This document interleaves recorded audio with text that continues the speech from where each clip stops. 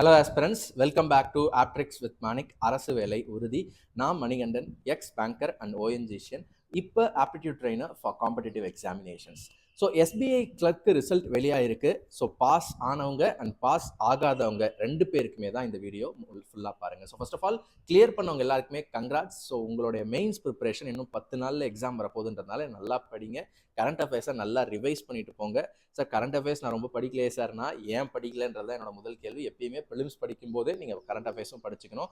கொஞ்சம் குயிக்காக வீடியோஸில் கம்பைலேஷன் இருக்குங்க, மந்த்லி கம்பைலேஷன்லாம் இருக்கும். லைக் இண்டோலோகஸ் யூடியூப் சேனல் அதெல்லாம் வந்து பார்த்துட்டு போயிடுங்க. ஏன்னா இதுக்கப்புறம் நீங்கள் போயிட்டு அஃபேர்ஸ்களோட பெரட்டி உருட்டி இல்லை ஜிகேடைய பெரட்டி உருட்டிலாம் படிக்க முடியாது.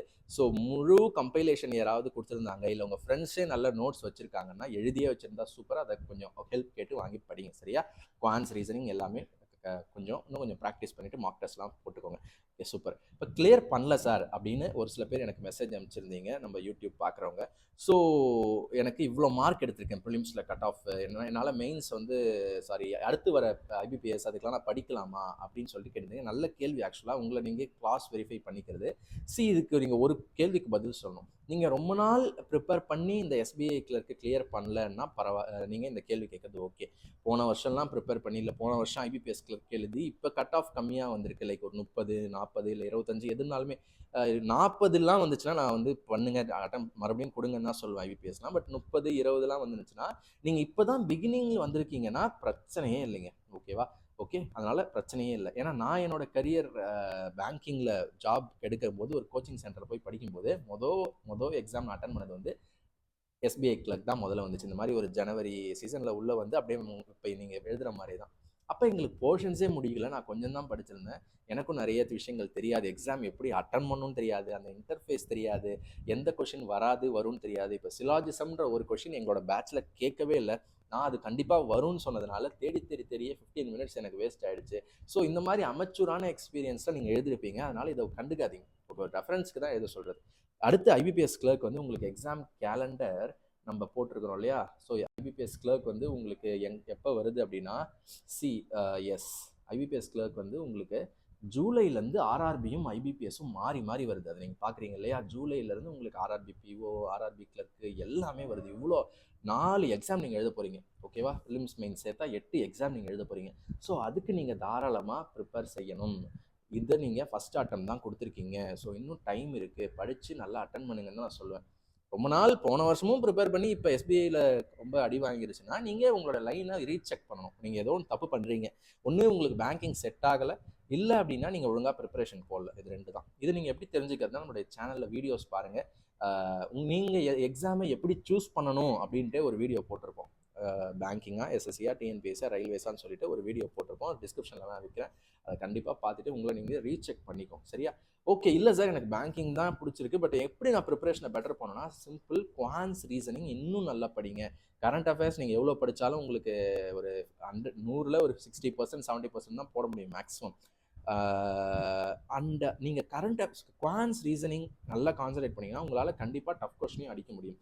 நம்ம சைட்லேருந்து பார்த்தீங்கன்னா குவான்ஸுக்கு நான் எப்படி என்னோட பேங்கிங் எக்ஸாம்ஸை கிளியர் பண்ணேன், என்னோட குவான்ஸில் நான் என்னென்ன ட்ரிக்ஸ் அப்ளை பண்ணேன்னு சொல்லிட்டு ஒரு கோர்ஸ் பண்ணிட்டு இருக்கோம். உங்களுக்கு நிறைய பேருக்கு தெரிஞ்சிருக்கும். அதை நான் மறுபடியும் ஒரு வாட்டி காட்டிடுறேன். ஓகேவா? ஸோ இதுதான் அந்த கோர்ஸ்.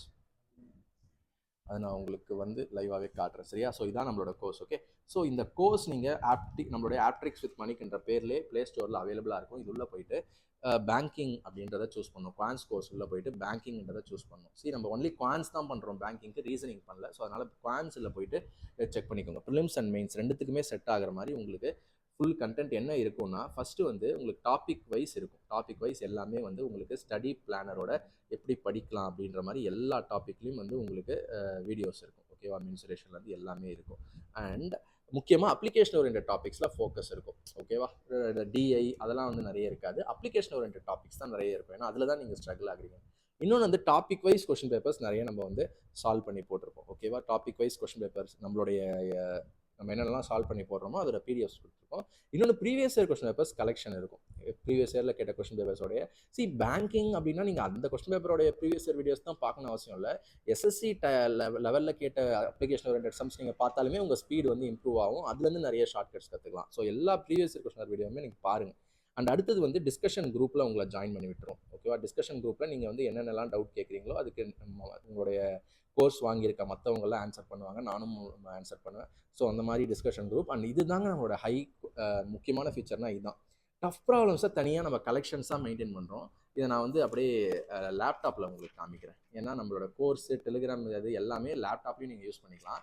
நம்ம எப்பப்பெல்லாம் ஆஸ்பிரன்ஸ் வந்து டவுட்டுன்னு கேட்குறாங்களோ அதை நான் என்ன பண்ணிவிடுவேன் அப்படின்னா, டஃப் ப்ராப்ளம்ஸ் கலெக்ஷனில் அவங்க கேட்குறது உண்மையிலே டஃப்பாவோ இல்லை அதில் ஏதாவது ட்ரிக் இருக்குன்னா அந்த டாப்பிக்கில் போயிட்டு அதை போஸ்ட் பண்ணிவிடுவேன். ஃபார் எக்ஸாம்பிள் இப்போ இந்த கொஸ்டின் இவர் கேட்டிருக்காரு, அதுக்கு நான் வந்து எக்ஸ்ப்ளனேஷன் இப்படி கொடுத்துருக்கேன். ஓகேவா? எக்ஸ்ப்ளனேஷன் இதை நான் ஒர்க் அவுட் பண்ணி அவருக்கு போட்டிருக்கேன். ஒன்று வீடியோவாக போடுவேன், இல்லைனா ஆடியோவாக போடுவேன், இல்லை இமேஜாக போடுவேன். வீடியோவாக போடுவேன், இல்லை இமேஜாக வச்சும் போட்டுருவேன்.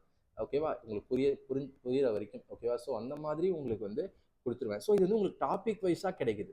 எல்லாத்துலேயுமே டஃப் ப்ராப்ளம்ஸ் வந்து கலெக்ஷனாக வந்து டாபிக் வைஸாக இருக்கிறதுனால நீங்கள் வந்து திருப்பி வந்து டஃப் ப்ராப்ளம்ஸ் ஒரு வாட்டி செக் பண்ணிக்கலாம். டஃப் ப்ராப்ளம்ஸ் நம்மளால் போட முடியுதா? இது பாருங்கள், இந்த கொஸ்டின் நான் வந்து வீடியோவாக சால்வ் பண்ணி கொடுத்துருக்கேன். இந்த மாதிரி ஒரு கலெக்ஷன் உங்களுக்கு இது அப்டேட் ஆகிட்டே இருக்கும். ஸோ நான் ஒரு சில டைம் கொஞ்சம் பிஸியாக இருக்க பட்சத்தில் டவுட்ஸ் ஆன்சர் பண்ண மாட்டேன். பட் கொஞ்சம் ஃப்ரீ ஆகிட்ட அப்புறம் மறுபடியும் அந்த டவுட்ஸ் ஆன்சர் பண்ணி நான் இந்த கலெக்ஷனில் போடுவேன். ஓகேவா? என்ன கொஷின் டஃப் கொஷின் நான் பார்த்தாலும். ஓகேவா? ஸோ இதான் டஃப் அண்ட் ட்ரிக்கி, வேறு எதுவும் இல்லை. ஸோ இது உங்களுக்கு முக்கியமாக உங்களுக்கு ஹெல்ப்ஃபுல்லாக இருக்கும் நம்ம கோர்ஸில். சரிங்களா? நீங்கள் கோர்ஸ் வாங்கினாலே டஃப் அண்ட் ட்ரிக்கி உங்களுக்கு ஃப்ரீயாக கிடச்சிரும். இல்லை டஃப் அண்ட் ட்ரிக்கி மட்டும் எனக்கு கண்டென்ட்லாம் ஆல்ரெடி தெரியும், நான் ஜஸ்ட்டு டஃப் ப்ராப்ளம்ஸ் கலெக்ஷன் நான் வாங்கணும்னா நீங்கள் டஃப் அண்ட் ட்ரிக்கி மட்டும் தனியாக கூட பர்ச்சேஸ் பண்ணிக்கலாம் நம்மளோட ஆப்லேருந்து. சரிங்களா? ஸோ பேங்கிங் நான் கண்டினியூ பண்ணணுமா வேணாமான்றது இப்போ நான் கேட்ட கேள்வி தான். நீங்கள் எவ்வளோ நாள் ப்ரிப்பேர் பண்ணியிருக்கீங்கன்னா, ஸோ ட்ரை. ஓகேவா? ஐபிபிஎஸ் ஸ்ட்ரீம் வருது. இல்லை செட் ஆகலைன்னா கண்டிப்பாக நீங்கள் லைன் சேஞ்ச் பண்ணணும். கொஞ்சம் சிம்பிளான குவான்ஸ் இருக்கிற எக்ஸாம்ஸ்லாம் பார்க்கணும். ஏன்னா பேங்கிங்கை பொறுத்த வரைக்கும் நீங்கள் ரீசனிங் குவான்ஸ் நல்லா இருந்தால் மட்டும்தான், ரெகுலர் ப்ராக்டிஸ் மார்க் டெஸ்ட்லாம் இருந்தால் மட்டும்தான் கிளியர் பண்ண முடியும். அது பேங்கிங்கோடைய ஒரு கஷ்டம். இதே ஆனால் பேங்கிங்கில் நல்லதும் இருக்குது. நீங்கள் ஜென்ரல் ஸ்டடீஸ்லாம் அவ்வளோ படிக்க தேவையில்ல இல்லையா? அந்த மாதிரி 2 விஷயமே ப்ளஸ் மைனஸ் இருக்குது. ஆனால் உங்களுக்கு எது செட் ஆகுதோ அதை நீங்கள் சூஸ் பண்ணணும். சரியா? இல்லை சார் கொஞ்சம் தான் மிஸ் ஆகுது, 40 55க்கு 40 தான் வந்திருக்குன்னா கண்டிப்பாக நீங்கள் கண்டினியூ பண்ணுங்கன்னு சொல்லுவேன். ஐபிபிஎஸ் கிளர்க், ஆர்ஆர்பி கிளர்க், இல்லை ஐபிபிஎஸ் பிஓ, ஆர்ஆர்பி பிஓ ஏதோ ஒன்று உங்களுக்கு இருக்குது. இன்சூரன்ஸ் எக்ஸாம்ஸும் வரப்போகுது நிறைய, என்ஐஏசிஎல் அசிஸ்டன்ட் அதெல்லாம். இதில் ஏதாவது ஒன்று உங்களுக்கு கிடைக்கும். ஓகேவா? இப்படி தான் நாங்கள் படிக்கும் போதெல்லாம் இதுதான் கிடைக்கணும்லாம் நினச்சலாம் படிக்கல. எஸ்பிஐ கிளர்க் எழுதணும், கரூர் வைசா பேங்க் கிளர்க் எழுதணும், ஐபிபிஎஸ் கிளர்க் எழுதணும், ஆர்ஆர்பி கிளர்க் எழுதணும். அப்படியே ஒன்று பின்னு ஒன்றா தான் ரிசல்ட் வந்துச்சு. ஆர்ஆர்பி கிளர்க்கும் கிடச்சிது, ஐபிபிஎஸ் கிளர்க்கும் கிடச்சிது. ஸோ எல்லாமே ட்ரை பண்ணுங்கன்னு தான் நான் சொல்வேன். ஸோ தேங்க்ஸ் ஃபார் வாட்சிங். ஏதாவது டவுட்ஸ் இருந்தால் கமெண்ட்ஸில் இது பண்ணுங்கள். சீசன் ஆரம்பிச்சிச்சு, படிக்க ஆரம்பிச்சிருங்க. ஐபிபிஎஸ்க்கு ரெடி ஆகுங்க. எஸ்பிஐ கிளியர் பண்ணவங்க சீக்கிரமாக கிளியர் பண்ணுங்கள், நல்லா படிங்க. Thank you, all the best.